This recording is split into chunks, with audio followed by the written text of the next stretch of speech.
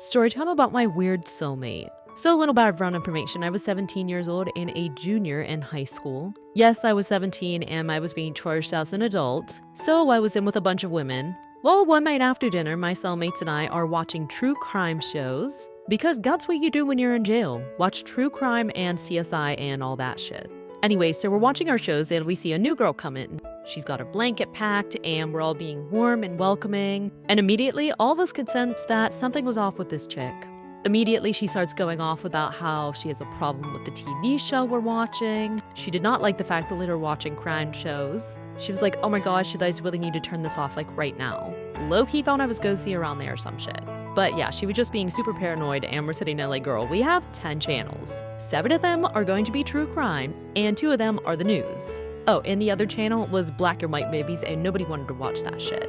So they asked her if she unalived someone. So like I said, I asked her if she unalived someone before, because at least somebody who unalived somebody would be triggered over us watching true crime, but she completely ignores me. So the first night, something happened with this girl. It was low-key, very, very weird. Me and my other cellmates were like, this girl's weird as hell. Why is she here? And then the next day was the icing on the cake. So it was Cleavy Day, and we're all cleaning our stuff. And this girl just starts cleaning the weirdest things, like the inside of trash cans and shit that didn't need to be cleaned. And then it started getting creepy. Not weird, creepy. She put a paper towel over the drains because the voices were too loud. And then she would walk around the pod talking about death and carnage.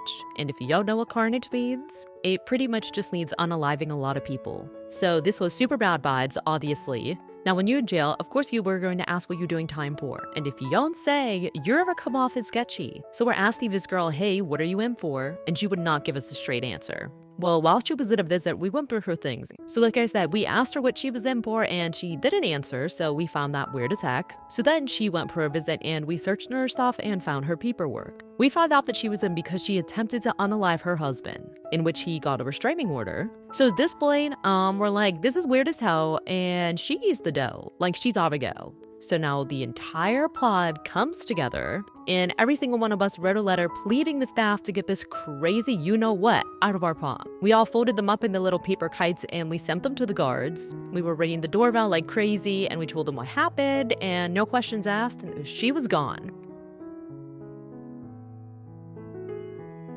Story time, I was the toxic best friend. A little background information, I was 16 and a sophomore in high school. And at the beginning of the year, I met this girl who we're gonna call Riley. Riley and I hit it off straight away. Like a week after knowing each other, she knew everything about Lee and I knew everything about her. Well, then she tells me about this guy that she's talking to, who we're gonna call Jay. She said that they would hook up sometimes and he would text her sometimes. But she said that I couldn't tell anybody because he said that it had to be a secret. So I tried telling her that he sounded like a fuckboy, but she decided she was gonna do whatever she wanted. And I was like, okay. So fast forward to the end of the year, he adds me on Snapchat. Okay, don't get me wrong, he was really hot, but I had my own thing going on, so I really didn't pay that much attention to him. And I thought he'd need the add me on Snapchat to be like, oh my god, I really like your best friend. And then I also was caught between a rock and a hard place. Do I tell my best friend that the guy that she likes just added me on Snapchat? Or do I lie to her? Well, I was gonna tell her until I got a Snapchat. So like I said, I didn't know whether I should tell her that he added me on Snapchat or if I should.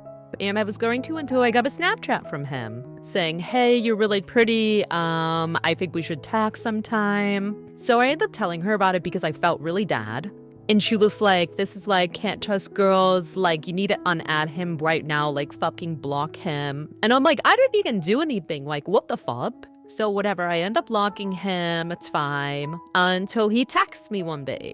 And he's like, hey, it's Jay, I think it blocked me on Snapchat, OLO. And him and I had talked a little bit in school and I kind of started to like him. Well, fast forward, him and I ended up hooking up a few times. We were talking a lot and he hadn't been texting Riley as much. Well, the one night while I was sleeping over her house, my phone was going off a lot.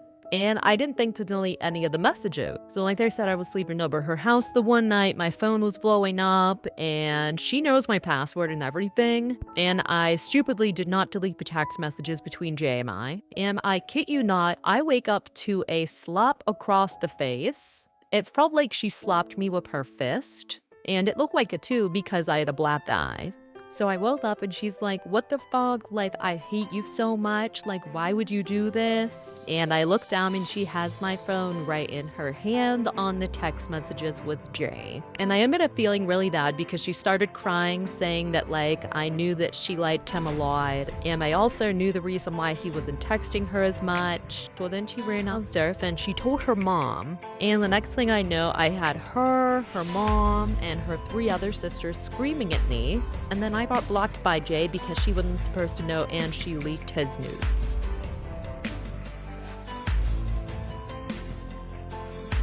Story time about my extremely creepy neighbors. So a little background information, I was 12 years old and I was in 6th grade, and my family and I lived in a really small town where everyone knew everyone. But our new neighbors had been building their house next to us for the past 4 years. And finally when they were done with the house, this house was huge. I mean, probably because there were like 8 people moving into the house. There was the mom, the dad, 4 kids, and their grandparents. So like 8 people.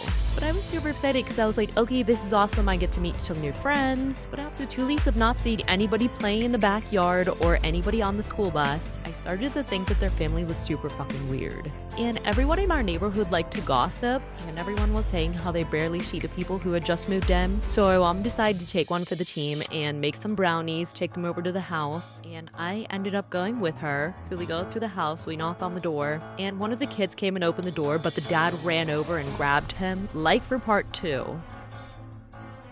Part 2 about my extremely creepy neighbors. So like I said, my mom and I took some brownies over there, and one of the kids opened the door, and when he opened the door, he had a bunch of bruises all over his body. The dad came running over and ripped his son from the door and slammed the door in our faces, and all you could hear was him screaming at his son. So my mom and I went to walk away before the door opened, and he was like, sorry, my son knows better than to open the door to strangers. He took the brownies, and then I asked him if I could have a sleepover with one of his daughters, and he was super hesitant at first, but he said that I could only have a sleepover with her if it was at my house and not theirs, which my mom was completely fine with anyways because she felt that it was a little bit weird that his son had bruises covering his whole body. So that night when she came over to sleep over my house, I asked her how her brother's on others bruises all over his body, and she said that he just fell down some stairs. But after that we became best friends, and we would literally hang out like 5 times a week.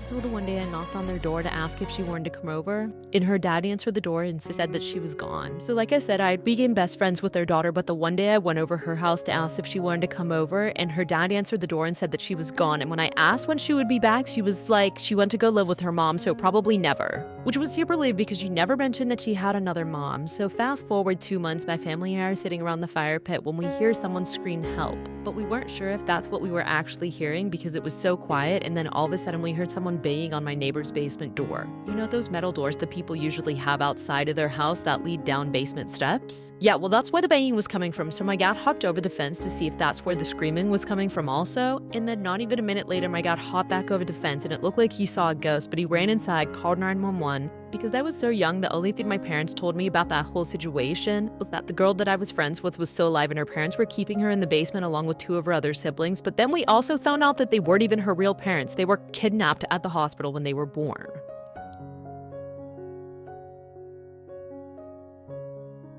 Story time about how my boyfriend was seeing another girl behind my back. So a little background information, I was living with my dad and I had just started a new school, and I began really good friends with this group of kids. And in our friend group, there was this boy who we're going to call Alex, and him and I hit it off like right away. We had been talking for 2 months. And by the way, during this whole time, his friends were telling me how much he loved me and how much he wanted to be with me. So eventually, him and I started dating. And of course, like any other tragic love story, I had to move far away because I had to go live with my mom, blah, blah, blah, blah, blah. But since I would visit my dad for the holidays, him and I would still be able to see each other sometimes, which is pretty good for a long distance relationship, especially when you're in school. So I told him about how I had to move, and he was really sad, though he said that I can trust him. Red flag number 1, because why would you say that in the first place? There should be no reason on why I have to, quote, trust you to be loyal when I'm away. So like I said, I told him that we were gonna have to do long distance, and he was sad that he said that he could trust me. And like I said before, why the hell would I have to trust you? Because you should just be loyal in general, duh. So I'm like, hey, I want to spend time with you before I leave till we hang out. And he was like, oh, sorry, I have plans, but we can hang out later tonight. So I was like, okay, whatever. And a few hours go by, I never did a text from him or a call, nothing. So I text him and he's like, sorry, I forgot. So I'm really sad right now, but I forgave him. But click notes here, ladies. If he wanted to, you would. He would have canceled his plans if he really wanted the view. Anyway, so I moved and fast forward 2 to 3 weeks. And Alex and I literally had only been texting, no calls, nothing like that. So I'm talking to one of his friends, and one of his friends tells me that he's been talking to this other girl. And he's been telling everybody that he's been wanting to break up with me for weeks because he wants to date friends. So like I said, I was talking to his friend, and his friend said that he's been talking to this girl for 2 to 3 weeks about the time that I've been gone. And he's been telling everybody about how he wants to break up with me for her. So of course I'm sad and crying, and I confront him, and he says, oh, she's just a friend, blah, blah, blah. So I press the issue, and then he tells me that he lost feelings for me weeks ago. And that the reason why he didn't tell me was because he didn't want to hurt my feelings, yet he led me on for 2 to 3 weeks. Like, how does that work, Alex? How?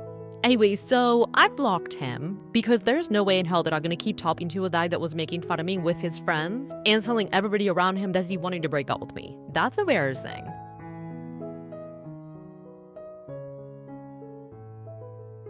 Story tale about how my stepdad made my mom choose between him and my brothers. Still a little background information, I was 13 years old and in 7th grade, and I'm with 2 older brothers, Josh and Alex, who were twins and they were both 4 years older than me. Whenever I was 3, my dad left my mom for his dentist, and we never saw him again because he decided to start a whole new family with them. Now, because of that, my older brothers always felt like they had a specific role in my family, especially because the dice that my mom brought home, they would only last a week. Well, finally, my mom met this guy who was really nice, and she decided that she was going to get married to him, but he despised my older brothers. Mainly because before he moved in with us, my mom would not depend on him for anything. Anything that needed taken care of around the house, my brothers would do it. And we didn't have too much money while this guy was loaded.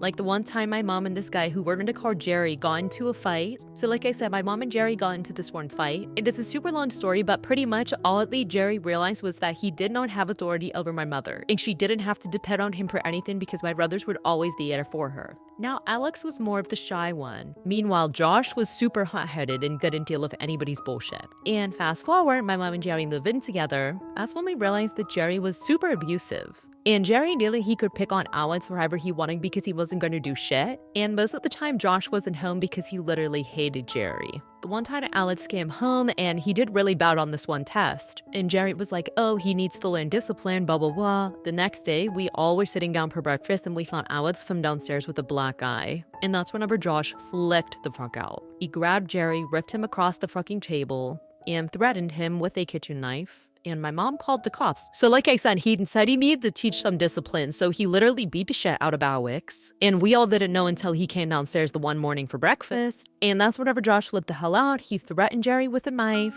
After that, my mom called the cops. Didn't really do anything but try to de-escalate the situation. But after that, Jerry called a family meeting down to the kitchen table.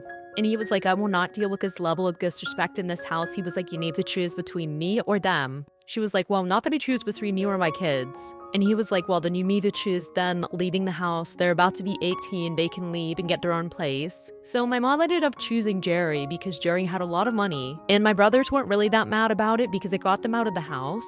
And my mom would send them a lot of money every month. And Jerry never knew about it. But now instead of him being abusive towards my brothers, he's way more abusive towards my mom.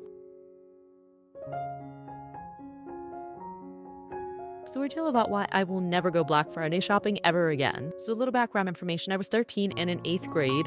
And my best friends and I were super excited because we'd never been Black Friday shopping before. So we had a plan that all of us would spend the night at my house and my mom would drive us to the mall at 4 in the morning. So fast forward, it's 4 in the morning and my friends and I are ready to go to the mall and my mom came with us but we didn't stay with her the whole time. So after we were walking to the first store, we realized that there were these 3 guys behind us that have kind of been following us around since we got into the mall. But we just think it's a coincidence because, you know, it's Black Friday, the mall is packed. There are obviously going to be people going the same exact way as us. So we go into the first store, we get what we want to get, and the men didn't follow us in there. But as we're making our way to the next store, we realize that they're following us again. It was like they waited outside the first store for us to come out. So then we decided that we were going to walk around one of the kiosks a few times to see if they were really following us. And of course they were, so we went into another store and they didn't follow us in that one either. So I went to one of the workers and I asked if they could possibly like call security or something because there are these guys following us, and she said yeah. So I guess that my friends and I go into the one store and of course they don't follow us in there, so we asked an employee if they can call security. So whenever security got there, I told them that these guys had been following us around since we got into the mall. And then security's like, well, where's your mother? Acting like it was our fault that we could be kidnapped for not being with my mom. So after that, he's like, all right, just go find your mom, I'll talk to them. So I call my mom and I'm like, hey, where are you? Of course, she's on the whole other side of the mall. So my friends and I are going to meet her on the other side of the mall, and we look back to see if the security guard was talking to them, and literally the security guard just walked out of the store and went the complete opposite way. So we walk up to the security guard and we're like, you didn't even talk to him. And then he turns around, rolls his eyes, goes over and starts talking to these guys, and then we continue to the store that my mom was at whenever we decided to stop at Starbucks to get something to drink. But after 10 minutes of waiting in line, we turn around and we see these guys standing at the end of the line just staring at us. So we get out of the line and we decided to just go straight to the store that my mom was at. And when we got there, we told her what was going on. So she was like, hey, let me get these 3 things and then we can leave. So like I said, we got out of the line and Ellie went straight to the store that my mom was at, and she was like, okay, just let me get these few things and then we can leave. So we started walking towards the exit, and then I'm like, Mom, they're still following us. So she turns around and she realizes they're literally standing 2 feet behind us. But we decided to go into one of the stores and we asked one of the employees if they could also call the head of security. And whenever head of security got there, she literally tore them a new you-know-what. After that, my mom tries to go and point out the guys, and they're not standing there anymore. So they're like, well, what do you want us to do? And then my mom's like, well, you can walk us out to our car. So they walk us out to our car, and then they stand there while we're getting in. My mom starts the car and she starts backing up, and we've literally run over something. And all of a sudden we hear like screaming and moaning, and the security guards look under the car, and literally one of the guys who was following us is literally laying under our cars with a knife. And as soon as that happened, there was literally a van parked right across from our car. The van drove away really fast, but the police ended up catching up to it, and they found like 8 girls in that van.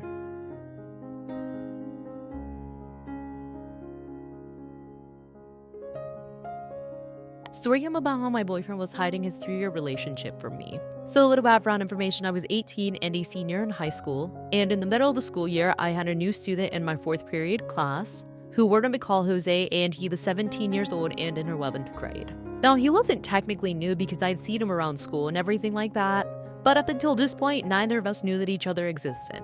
So he gets introduced to the class, blah, blah, blah. He sits at the very back of the room, and I knew that this man was going to be my boyfriend. So when I got home that day, I was texting my friend about him. Thankfully, she gave me his Snapchat. That's where we're talking, and elevators did bring him up. Now, in my school, you were not allowed to use the elevators unless you're injured or for some other reason. Well, he was talking about how he always used elevators and nobody really cared. So I meet her with the elevator the next day and blah, blah, blah. We start flirting. And despite him and I being super close, like we would FaceTime every day. We would only sit together at lunch and class. So like I said, every day after that, him and I were pretty much inseparable. We would FaceTime literally 24/7. We would always sit together during lunch, during class. Well, the one day I'm sitting in my homeroom and he comes in and he asked me to be his girlfriend. Of course, I said yes.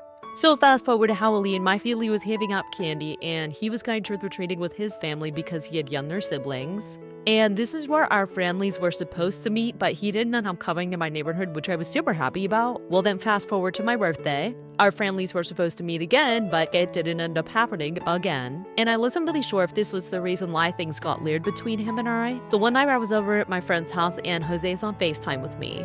And I was talking about how I could play Property when I could hang out. And he literally just didn't need to say anything. So I was like, okay, is that a no? So then he was like, I don't know, I write me busy, blah, blah, blah, blah, blah. So like I said, him and I are on FaceTime, and asking him if he loves to hang out, and he's being super weird about it, being super standoffish. Well, fast forward a little bit, he seemed like he wasn't interested in me anymore, and it really hurt my feelings, obviously. So he didn't talk to me the rest of the day, and then he texted me the next day. And he was telling me how different we are and how we barely have anything in common and how we rushed into things. Pretty much a bunch of shitty excuses as to why he thinks that we should break up. Well, after that, him and I don't speak for a few days, and then I had a fake account on Instagram. And after our breakup, I viewed his story the one day. So then I look at his Instagram story, he posted a picture of another girl with a heart. And then I found her account and she had pictures of them dating back from like 2 years ago. Now, still to this day, I don't know if he was cheating on her or if they were on a break or whatever, but I also thought that it was weird that they were dating because she was 19 and he was 17. So right after that, how I came out to my homophobic parents. So a little background information, I was 14 or 15 and I was a freshman in high school. And all throughout middle school, I had been questioning my sexuality because I didn't really know what I was into, as do most kids my age. Well, due to this, I was bullied in school because people would always ask me, oh, do you like boys or girls? And when I would say that I don't know, they would call me Fleurs. So anytime that I got into a relationship, I would keep it a secret, and the only person that knew was my best friend. But the summer before my freshman year, I got together with my current boyfriend, and we're gonna call him Andrew. Andrew and I met through staff chat through a mutual friend. We started FaceTiming all the time, and we found out that we lived in the same area, so we started hanging out all the time as well. Well, eventually, him and I started dating, and after about 3 or 4 weeks, we took our relationship a little bit further, and his parents knew that he was gay and that we were in a relationship. But my parents, on the other hand, did not know. So, like I said before, my boyfriend and I had decided to take our relationship a step further, and his parents knew that he was gay and that him and I were in a relationship. But my parents, on the other hand, did not know. They just thought that him and I were best friends that hung out every single day. But yeah, my parents think that doing the nasty before marriage is a sin, being gay is a sin. Pretty much doing anything is a sin. So the one day I was in my room watching RuPaul's Drag Race. By the way, I don't know if I pronounced that right. And then my mom walks in and she says, I don't want you watching these men in wigs and heels, acting like females, blah, blah, blah. That's a sin. Like, Mom, go get a fucking life. Thanks. And then she says, if I find out you're a part of this, you're gonna need God and Jesus to protect you from me. So my boyfriend and I are in complete shock. Well, then I finally decided that I was going to grow some balls and tell my mom that I was a part of that community. So like I said, my mom was like, if you're a part of this community, you're gonna need God and Jesus to protect you from me. And I was really upset. I started crying, and my boyfriend, he's like comforting me. I finally decided to grow some balls and tell her that I was in fact a part of the community. Well, I ended up getting my ass beat. They also told me that they wanted to take me to a priest to get a mixers for them. So I basically moved out of my parents' house and I moved into my uncle's house, who's a part of the LGBTQ community, and he's in full support of my boyfriend and I's relationship. I blocked both of my parents and I haven't talked to them ever since I moved out. But that's a lie. The only time that I did talk to them was to wish them a happy Mother's Day and happy Father's Day. But other than that, I decided that I want to be happy, and to be happy, I had to keep them out of my life.